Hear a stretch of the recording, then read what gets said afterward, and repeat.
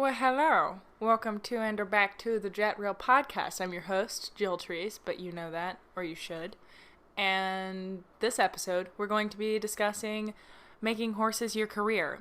I kind of put my toe in the water with this one, and I've done it as my main source of income for over a year now, and I wanted to discuss it with you guys. So I am going to talk about how I got into it, my experience, my take on it, what I've learned from it, and I'm going to answer some questions from you guys. So just tune in, pop in your headphones and clean your house or clean your stall or go on a trail ride, do something, and listen to me ramble.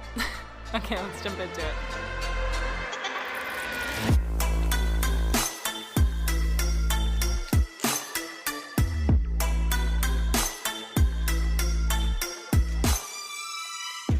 So first, I guess, an explanation of what exactly that is required. So essentially, it's so hard to describe because I wouldn't necessarily label myself a trainer, but I am, but not like super professional, certified, like the best you're ever going to find. But essentially, my boss, Sunny, who is just an amazing, wonderful individual, and I work for her. She has a bunch of horses, and she was like, hey, can you ride them? And I said, sure. And so that's what I do. I ride them. A lot of them are mostly either horses that she's rescued or off the track thoroughbreds that she either bred or claimed or rescued or what have you.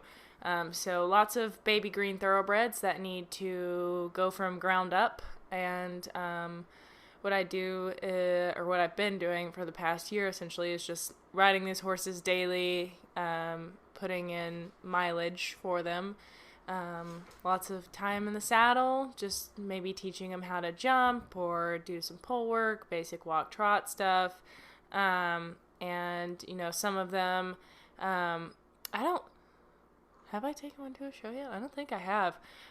For one reason or another, the horse either sold, threw a shoe the week before, me or Sunny was sick. There were a bunch of circumstances that just came up that just really screwed us last year for wanting to show. But we're hoping that this spring, or at least this fall, we'll be able to show some of the beans. She does a lot of rehoming, and I know some people are a little bit icky about sales barns and stuff, but it's not really a sales barn. It's more of a private thing.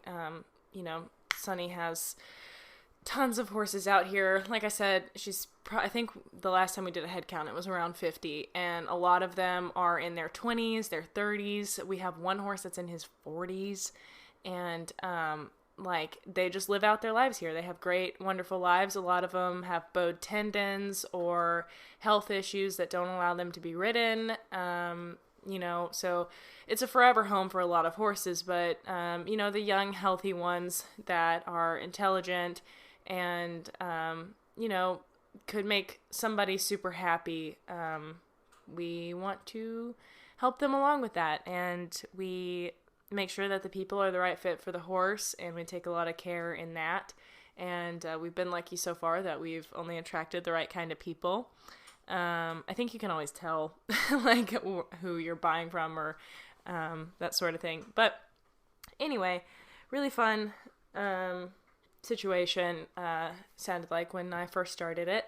So, I think that pretty much covers it. I mean, obviously I do a lot of positive reinforcement work, and we have one horse out here that I talked about in the first season of this podcast named Juno. And she came from a really bad background and still has a really hard time with human interaction. And I took some time off from working with her because depression, and I will talk about that in a moment. But that's also part of my job, is to work with her. So my job description, I guess, is I always say an exercise rider / trainer. I try to do some rehabilitative work with like Juno, and then some others. I do a lot of traditional-ish work, I guess you would call it, just like kind of getting on and hacks around, and just like basic walk trot stuff, and that sort of thing, helping them over fences, blah, blah, blah. So exercise rider / trainer / catch rider at shows, etc. So that's what I do. And I get paid to do it. That's every little girl's dream. It's just paid to ride horses. I don't make a lot of money at it. It is also up to me how much money I make, depending on how much work I put in, which I don't recommend doing. Like, I really don't recommend being, like, I mean, I don't know. I guess some people, it depends on your personality type. I thought that I would be very good at that, but it is really difficult for me to, in my circumstance, go work. But I'll talk about that in a moment, getting ahead of myself as per usual. But yeah, so how did I get this job? I've been riding with Sunny, God, I don't know how long. It's probably been like 5, 6, 7 years, something like that.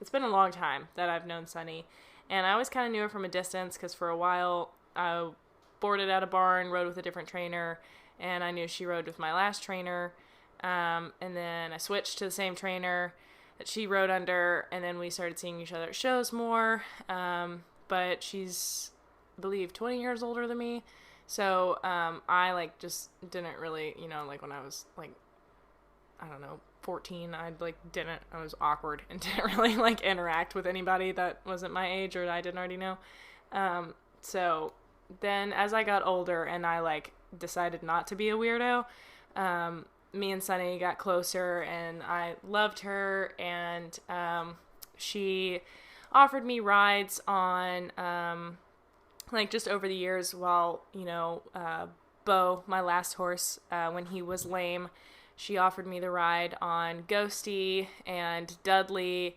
and Zoe, and those were all three the green beans that I got started on with working with young thoroughbreds, and Zoe obviously became mine, and when she was out for a little bit, I worked with Bubbles, and yeah, so I worked with a lot of horses for her, but she would always, like, send them to the barn that I was staying at, and just sort of, like, you know, she'd pay board and show fees and stuff like that, and I would just ride the horse because I wanted to ride, and I liked working with young horses, so it was a win-win for me. I didn't have to pay for the show fee, and I got to ride the horse, so I didn't get paid for that or anything. And then, so I was working at, like, a small chiropractic office at the time, the lady that I knew that also worked on horses, and I you know, I talk to Sunny every night on the phone because she and I both are, like, super long conversationalists. Case in point, I can sit here and talk for an hour by myself without another person. So I like to talk. But she used to call, and we would just talk and, like, tell stories and discuss ideologies and horses and stuff like that. And it's just, like, really fun to sort of shoot the shit that way. And then, you know, one day she just threw out and she was like, I would really love to have you come work for me. Because I was going to the University of Arkansas at Little Rock at the time. And I was, so it's like an hour away from where I am now. And she was like, you could, because I hated Euler and I really wanted to leave that school. And I wasn't really happy at my job at the chiropractic office for reasons that are irrelevant at the moment.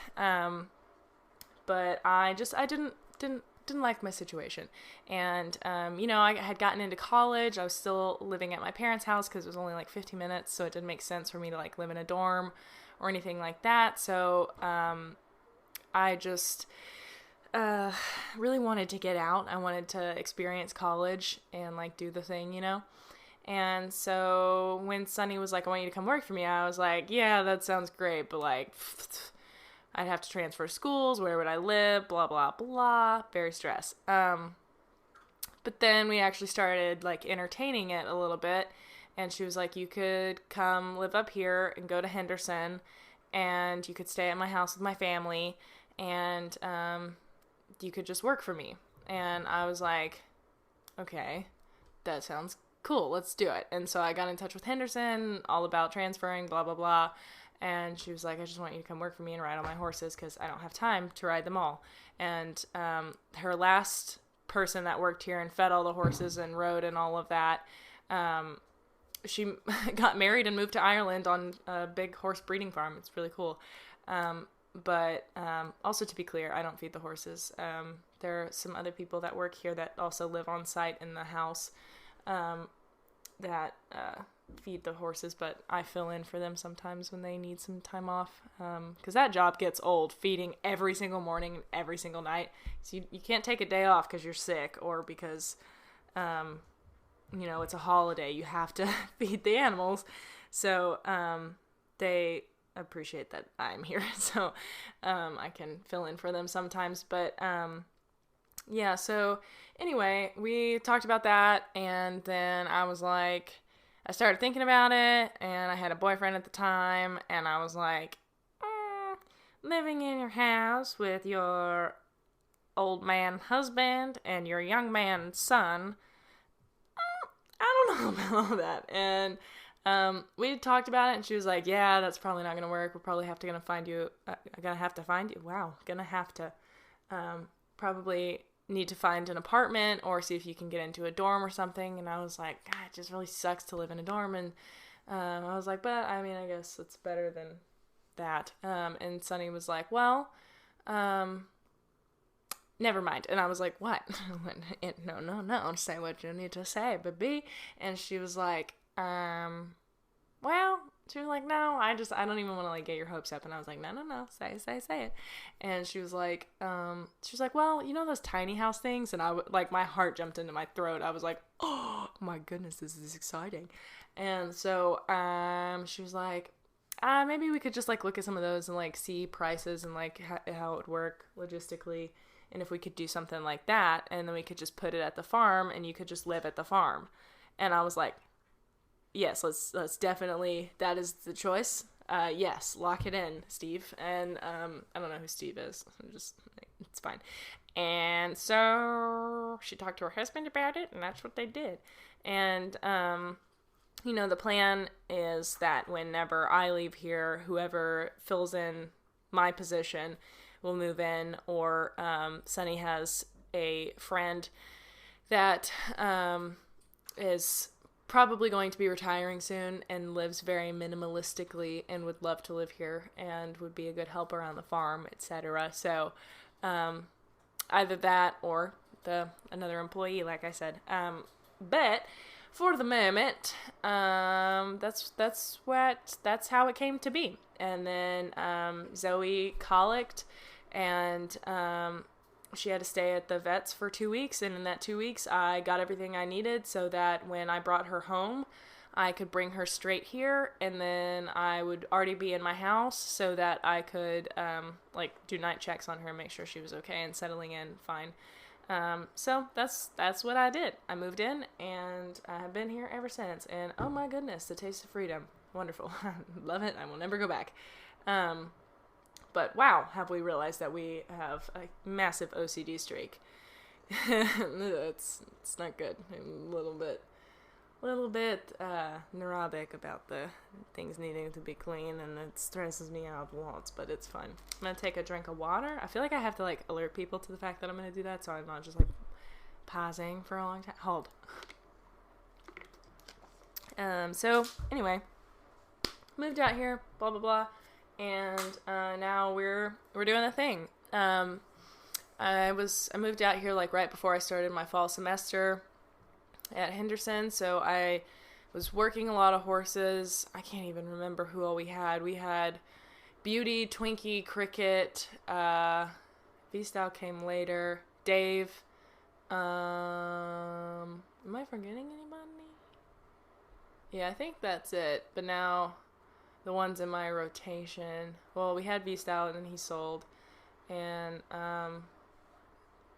we had Baby for a little while. And yeah, I don't know. We've had so many different horses. But anyway, now we have Juno and Ruler and Maze, who are probably going to be my main focus. So I feel like I'm not close enough to the microphone, and I don't know how to rectify that because it's quite... So my setup today is not fantastic. I'm still working out the kinks on how I want to do this. I'll just sit closer to the microphone for your convenience.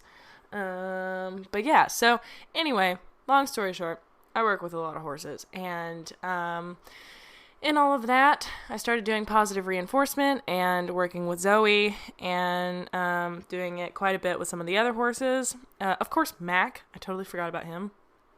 I suck. Mac, my little baby boy. And all of them pretty much sold. That's also my job description. I get that commish if I sell the beans. And make sure that they get put in contact with the good people. And so far, all of them have gone to great homes and stay in contact with most of them, I think. At least Sunny does. But yeah, so that's what I do. I ride. I live on the farm. Zoe's right off my front porch. It's wonderful. And yeah, I have some thoughts about it. So let me run through some pros real fast. So obviously some advantages to living on site and riding. It's a bit different than a working student position, like traditionally, because usually you live on site and you're working like all day long and it's all you're doing. A lot of people, I think, either do online school or just like don't get higher ed or anything like that. And so it's like all you do all day long. For me, it's whenever I have time, and Sunny is super laid back. So, I mean, it's also easy to take for granted, which falls in the con column. But so it's nice to have my horse here. I don't have to drive to go see her. So I don't have that commute to worry about and factor into work and stuff. And I'm very hands-on with what she's eating, how she's doing. I see her every single day. And for the control freak in me, that is wonderful. And also the worried mother. And all the other horses that I work with, I constantly know if they're missing a shoe, if they're sick. I see them every single day.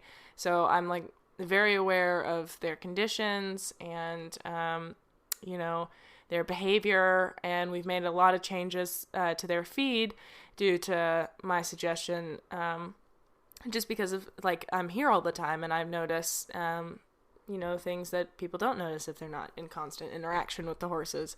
So, it's also really helpful for my boss because I live up here at the barn, like, Flit and Misty, two horses that we've got. Flit, I think, had the flu, and Misty came from a kill pen, so having to give them antibiotics and stuff, like, it's nice to be up here and be able to do all of that. And so, yeah. And also, I mean, you get tons of experience riding a bunch of different horses. It makes you a well-rounded rider, or turns you into someone like me who gets very set in their technique and has a hard time adapting to different horses because I'm like, this is the way I ride. You will adapt to me. And then I install lots of buttons that other people are like, what is that? So, yeah, if you do it correctly, and I might be shortchanging myself, but if you do it correctly, you learn a lot from the horses, and you become a very adaptable rider, and yeah, so it's a good gig. Now the cons for me have sort of outweighed that in a way, and made me not so keen to make horses my full-on career. Because there for a little bit, I was like, I want to do positive reinforcement and become a trainer and have my own barn and work with horses in positive reinforcement all day, every day. And positive reinforcement, riding, competing, showing, like all of that all the time as a job is not something that I can sustain. At least at this point in my life, it's my body has indicated to me that is not something that we can do. So I want to talk about that a little bit. So there's this one fun psychological phenomena, if you will, called the Justification Effect. And essentially, I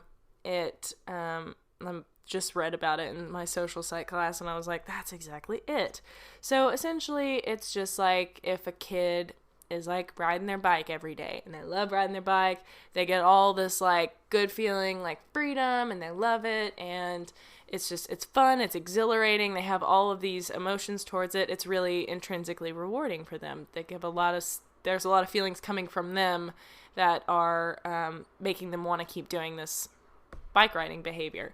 But if you were to start paying the child for this behavior, then, they have the potential to start justifying the behavior as well. Now I'm doing it because I'm getting paid, and somewhere in there, it's possible and often happens that the motivation for doing it shifts.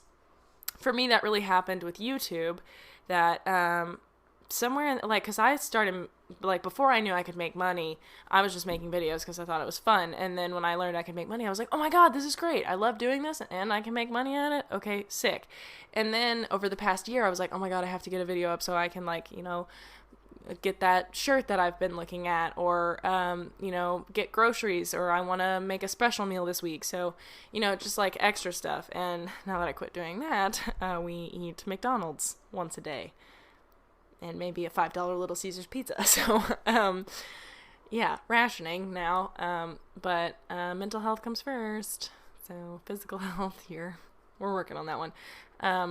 But yeah, so it definitely happens when you have something that you really, really enjoy doing, and you do it because you love it and because you want to do it, and that, the act itself is gratifying. But then, if you get an external motivator, say money, then sometimes you're like, oh my God, you start dreading it. Play becomes work. And that also sort of happened to me with horses. And there were a lot of factors that went into why I wasn't riding so much, and why it became less a priority for me. We sold a bunch of the horses that I had been riding regularly, so instead of having 5 horses to ride a week, and often a lot of them were like 4-time-a-weekers, it went down to like 1 or 2 horses that I needed to work with, and so it became less of like a glaring, you need to do this, and so I sort of backed off, and I was also dealing with my personal drama and, like depression shit, and just generally my main focus was I'm just trying to use what little energy I do have to get through school and figure out how I can fix my mental situation. And, coming out on the backside of that, because objectively, I think a lot of or that depressive episode has subsided. For those of you who keep up with me and have listened to the few depression episodes I've made, and mind you, this, it must seem so interesting. I always wonder what people, what their perception is, because, just, I don't know, 3 or 4 weeks ago, I was making episodes, I swear this isn't the depression podcast, but that was, a really relevant topic for me at the time, and now, I am all of a sudden just not, and that is how depression works. But I'm so glad that it is all of a sudden just not, because that episode had been going on since July last year, so it's almost been a year that I like to round with months, but it's been quite a few months that I've been dealing with that. So glad that it feels like it's subsiding. At least I haven't felt it in the past couple of days, and I'm really happy about it. And I went to therapy in my most recent time, and my therapist was like, I don't have anything to say to you. She was like, you, normally I have a list of things that I need to discuss with you. I do not right now. And so yeah, I was talking to her about this too, and the Justification Effect and stuff like that, and she was like, I think that is a really good point, and sometimes things that you love, you're like, obviously I would, the expressions are like, love what you do, you'll never work a day in your life, and, everyone wants to get paid to do the things that they love. But I think that there is a balance with that, and unless you can be absolutely sure that you'll be able to keep it from becoming a work thing, I would just advise people to seriously consider that, because that's not something that anybody ever said to me. And I don't think it's something that a lot of people consider, because it seems like a simple A plus B equals C thing, something you love plus money equals win-win. It's just two rights make a better right. And but what can actually happen is, at least in my case, and I feel like I'm not trying to discourage people from doing things that they enjoy. I just want to say that it is something to consider, that I would dip your toe in before going all in, if possible. That it is possible that if you do what you love, you will stop loving it. And what it took for me was almost a year of not doing it anymore. I stopped riding. I stopped working with the horses. I mean, I would go play with Zoe every now and again, or sit on her to take some pictures, or the guilt would finally overwhelm me, and I would go out and mess around with her or Mac or whoever, maybe lunge one of them, and just like it was all because I felt like I really had to instead of I wanted to.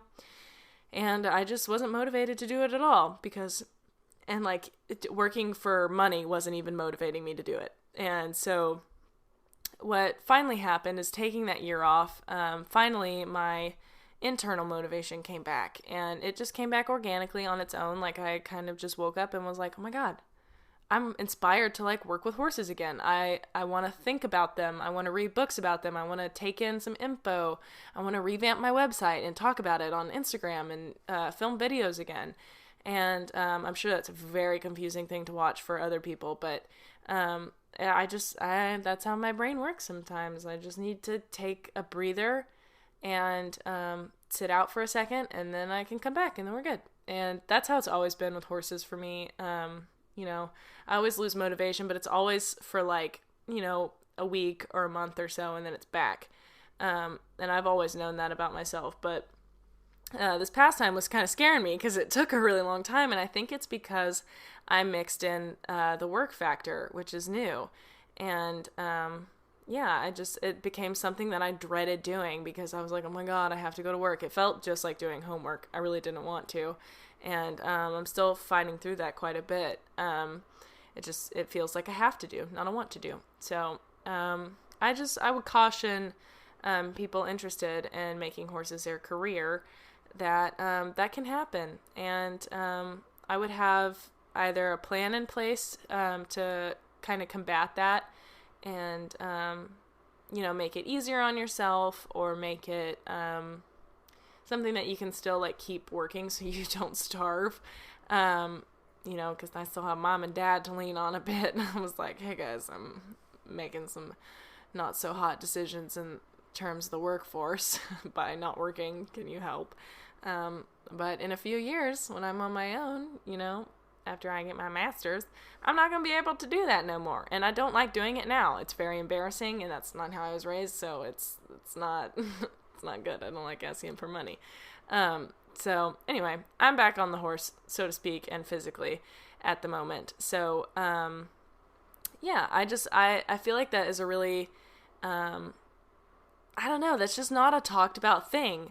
And when I mentioned that in therapy, that I think, I used to talk to my horsey friends about this back in the day. I was like, I'm just really worried that if I make horses my career, I'm going to lose my passion for it, and I'm going to hate it. And, I got this opportunity, and I got really excited. So I kind of disregarded that worry that I'd had for a while, and just went ahead and did it anyway. And I'm so glad I did, because I've learned so much from it. But at the same time, it's like, that is something that I know now. And, I always say it's only a mistake if you don't learn from it. And, I definitely don't count this as a mistake. Even if you learn that you don't like the thing, like I did. I don't like making horses my career. I don't like working or riding for money. I would rather just ride the horses because I feel like it. And I know that's such like a laissez-faire, like, I don't know, first world thing to say, but I don't know. I would rather just keep horses as my hobby and love them and, ride them because it's an escape instead of another thing I have to do. And not necessarily that I need to escape from life, but just like take a break from the people things and, drama, school pressure, money, worries, and everything, and just like enjoy horses and nature and getting back in touch with all of those things.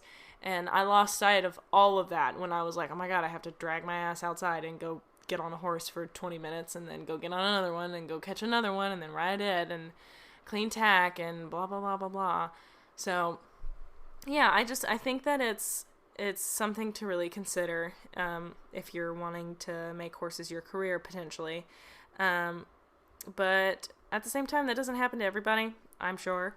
But it's something that I've never heard anybody talk about, and I'm sure that this doesn't only apply to horse careers. I'm sure it applies across the board. That if something that you really love, that's always been a passion of yours, that you just love doing for the hell of doing it, that when you when you make it a career, sometimes you lose sight of why you love it in the first place. And like I said, the same thing happened with YouTube, and now I'm making videos because I want to. And there have been thoughts that have crossed my mind that have been like, well, you should do this so that you can make some money off of it. And then I'm like, we're not doing that, because I'm walking the fine line. And the same thing happened with Instagram. I was posting every single day, and it was mandatory, and I hated it. I was so over it. And finally, I just couldn't bring myself to post every day, and I was lucky if I could, force myself to post every 4 days. And I know that sounds absolutely ridiculous, but I just, avoided it like the plague. And now I'm back, but I am forcing myself not to post every single day, forcing myself to post pictures that I want to post that may not be the highest quality images, but because I like them, and talking about things that I actually believe in and things that are true for me, and what I'm doing with my horse and my thoughts and where I'm at. And instead of pandering so much, oh my God, I just don't have the energy for that anymore. I just want to do me. I want to be selfish right now, and I want to enjoy my horse. I want to post about that, and I want to film it and have fun and not worry about making money.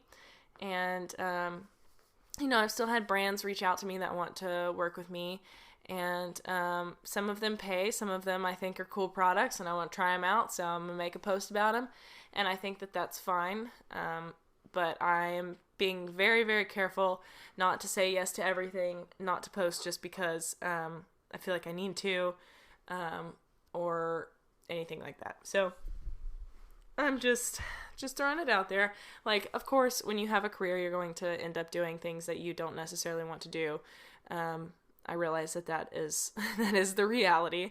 But I would really hate for a lot of people to, want to go into the horse world and then face this awful disillusionment where you're like, oh, this kind of sucks. I wish I had just kept my one horse. That was all of my focus, and I had this deep, intimate connection with them. Because the horses that I ride for training and stuff, I have a connection with them, but it's nowhere near what it is with Zoe. I feel like I can anticipate Zoe, I can feel her, and when she's reacting to something, I know, I have a weird intuition about her because I know her so well. The other horses, I don't really know them, and it's not really my place to get to know them because they're going to leave. So it's I just kind of keep them at arm's length and do my job and then call it a day. There's a ladybug on me, but it's not a ladybug. That scared me. I didn't like it. Don't like bugs. Don't like them, and it was crawling. Ugh. Anyway.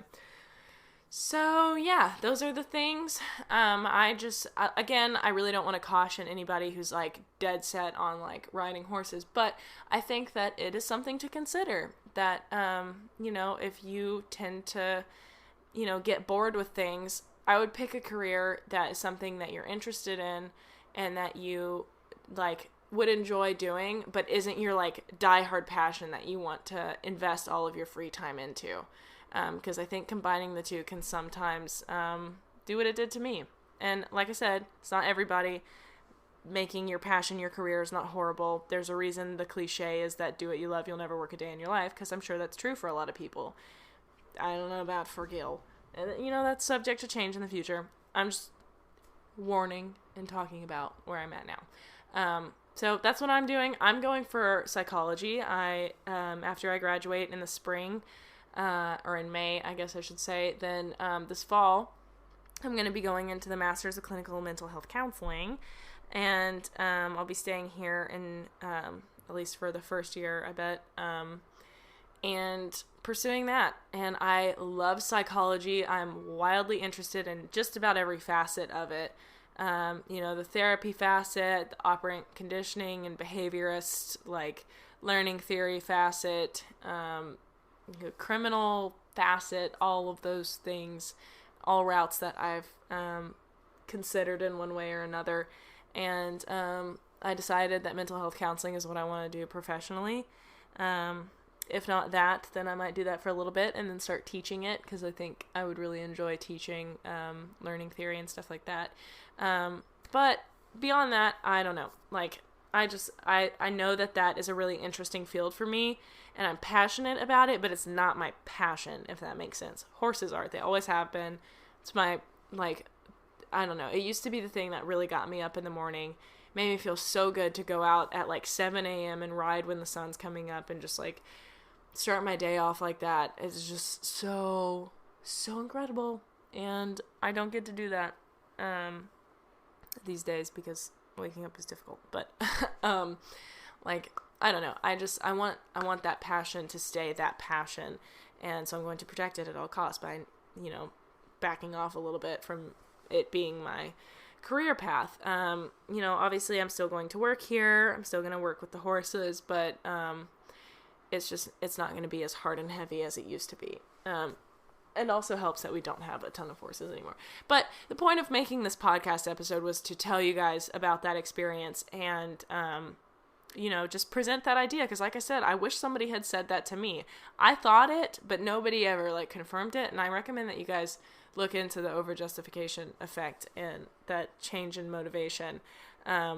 Because sometimes it's just, the behavior's over-justified. You were doing it just because you loved it, and now you're doing it because you love it, and there's money, and then you're like, well, which is it? And then sometimes it shifts to just money, and then it becomes problematic para you. Spanish is not great, so ignore that. Anyway, now I think I have covered the pros and the cons, how I did it, what I do, and my thoughts. So now I'm going to answer some questions from you guys. I asked you guys on the JETEquiTheory Instagram. So does it pay enough? I think that it could. Obviously every,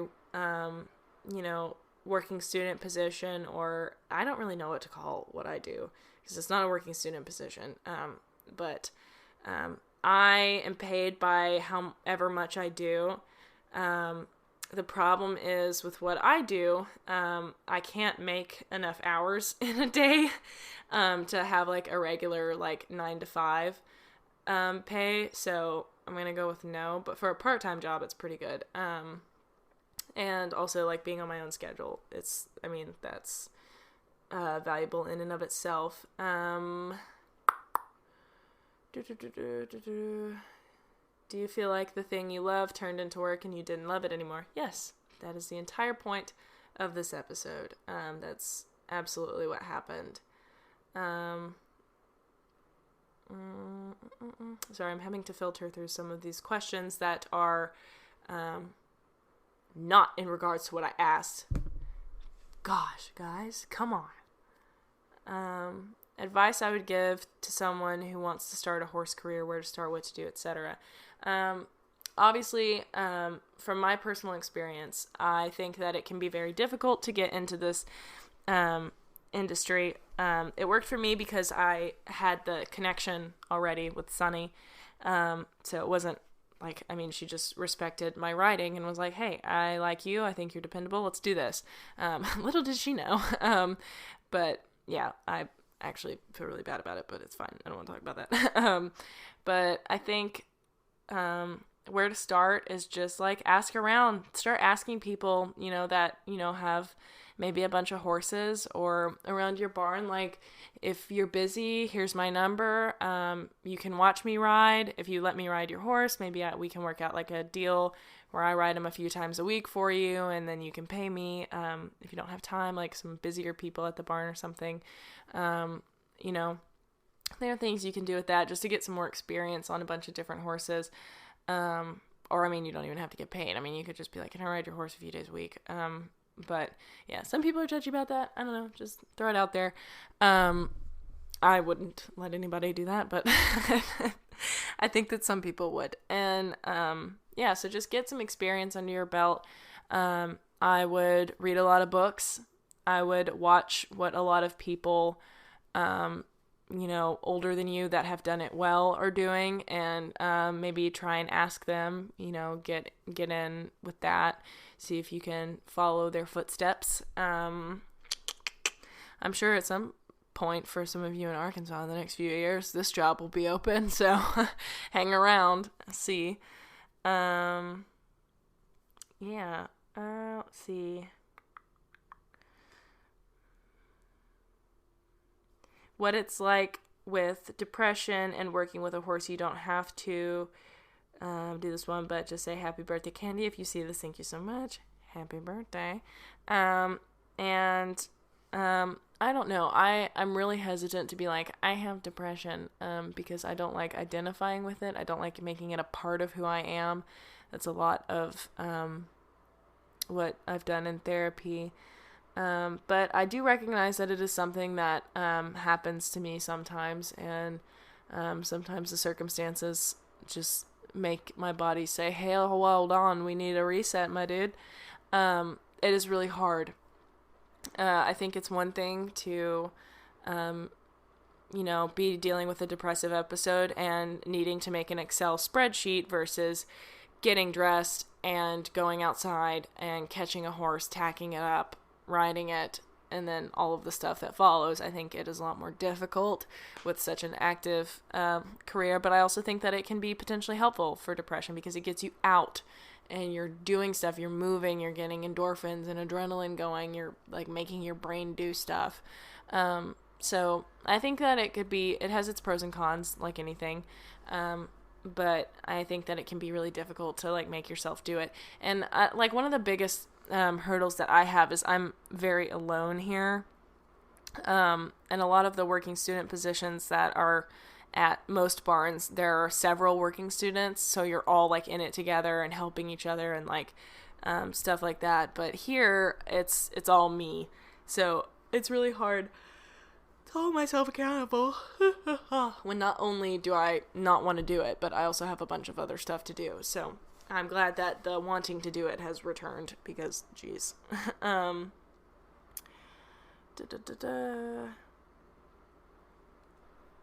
What is your job? Explain that one. How did I get into horses? I've loved them since the day I entered this world. So how the money and pay works. I don't know. I can't speak on everyone's setup, but for me, I usually get paid on every Friday. But when you haven't been working, I'm not going to make my boss write me a check for $9. So, so I get paid, hourly, and then, just at the end of every week, I add up my hours, and then she does some math, and then she writes me a check. But, I don't know how it works for everybody else. I think people just tend to see an answer, like, ask me a question box, and they just, like, don't read the question that I needed them to answer. How did I get to the level of training I'm at? Hoping that is pertaining to the career thing. I started riding when I was, like, 7, just about to turn 8, and then started eventing at, like, 10, I think. And then worked my way up through training level on horse number 2, and then 3, and then 4. And that would be Zobird, by the way. And so, yeah, I had that, and then I had all that experience working with other people's horses, so I was a pretty versatile rider, and just able to get on anything, really. And so, yeah, and I mean, I'm not trying to brag. I mean, I did that work for a reason. So that's what I would say. I also put a lot of time and effort into my education, and a lot of that came from like sitting down and reading very long, sort of boring books that made very good points, attending clinics, and that sort of thing, and just being very conscientious of my riding and trying to improve all the time, instead of just like getting on the horse and being like, okay, I'm gonna keep doing the same thing forever. So that is that. How do I keep everything organized, like what I'm doing with my day and what day, etc.? I have 2 calendars. I have one calendar to keep track of the horses, like, you know, who I ride, and when my schedule is less crazy with school, I usually like plan out who I'm gonna ride for the week. But with school, it changes every week, so it's really difficult to know who I can ride or work with during the week. But yeah, and I also have a whiteboard that has the days of the week on it that's usually what I fill out the tentative schedule on. And then my other calendar is for school, so I don't know, it might not be the best idea to have 2 separate calendars, but whatever. I look at them both often enough. So that's how I stay organized.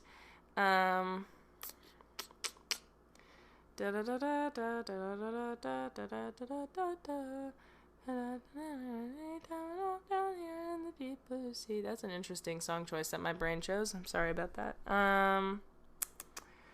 How to find motivation to push through the boring aspects of education to get to the good fun bits. Just not looking forward to undergrad. I just want to skip to master's. Also, how you feel knowing so much about the online horse audience as literal children. Okay, so that is an example of a question that I read aloud as I was reading it for the first time. So not entirely related, however, I will answer it. It's difficult. Undergrad, at least for psychology. Psychology undergrad is literally just, here's the history of psychology, and here's all the people that started it. It literally has 0 things to do with like application. So master's programs are normally more personally tailored to your career and like where you're going with it. So yeah, I mean, you got to keep pushing on, keep that goal. What I do is every week I make a list of all of the things that I have to do, and I try to get all that stuff done as early as possible. So that's what keeps my motivation up, because I'm like, ooh, I want to get it done so I can have like a bunch of free time to ride at the end of the week and just not have to worry about school. So that's one way to do it. And the younger horse audience, I'm glad that a lot of them are younger, because that makes them loyal. But beyond that, like stuff like this podcast episode, if I'm talking to people that are already in the horse industry, like it doesn't really matter that much. But to younger people who are considering it, like I can be a voice and, open the mind to, because, sometimes when you're younger, all you consider is like, oh my God, I love horses. That's the job I want. Instead of like, okay, what could be the potential negatives? Not that we need to focus on all of the negatives, but it is worth considering some of the cons that come with things. Everything has its pros and cons, so they need to be weighed. Anyway,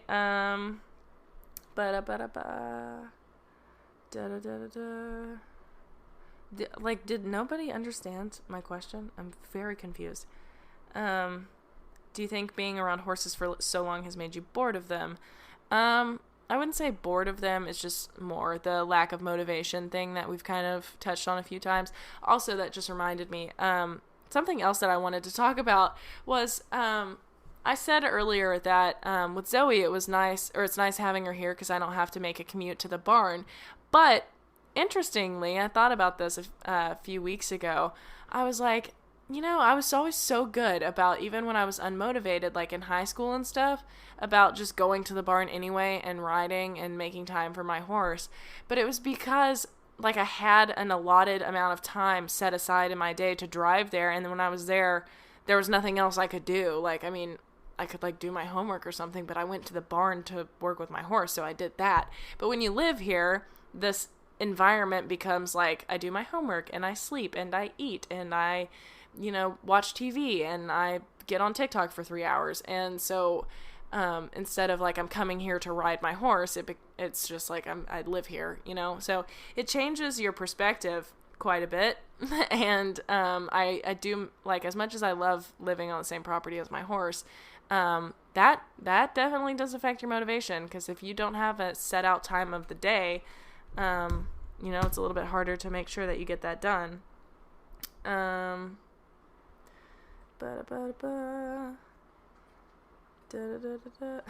If I didn't work with horses for a living, what would I do? Well, I would probably be working in fast food.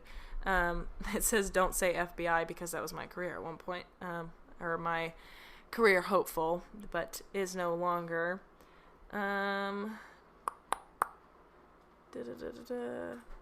Finding motivation to go to the barn and being a full-time college student, especially in winter. So I feel like that kind of ties in with what I was just saying about, like, setting out time. I think that, because, like, I don't know if everybody does this, but, like, right before I fall asleep, I really think about, like, what I'm going to do the next day, and, kind of laying out my schedule and around what time I'll be able to do what. And I think that that's really helpful. And sometimes I, like, write it out by the hour on my phone. But I think if you can just get yourself to the barn, then you'll probably go ride. I mean, like, you're halfway there if you get there. I mean, you're there, you're dressed, your horse is there, just go ride. But I think it's a lot harder when you live with your horse, so put that into perspective and get your butt out there. So that's my pep talk. I'm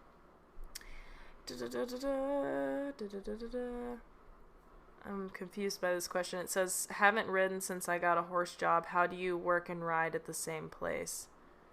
I'm confused by that. Also, that bark was a cat jumping down from a table and yelling for zero reason. I don't know if you guys can hear that, but I did, and that was a strange sound. How do you work and ride at the same place? I don't really know how to answer that, because riding is my work. So, it is, I can't work that one out at the moment.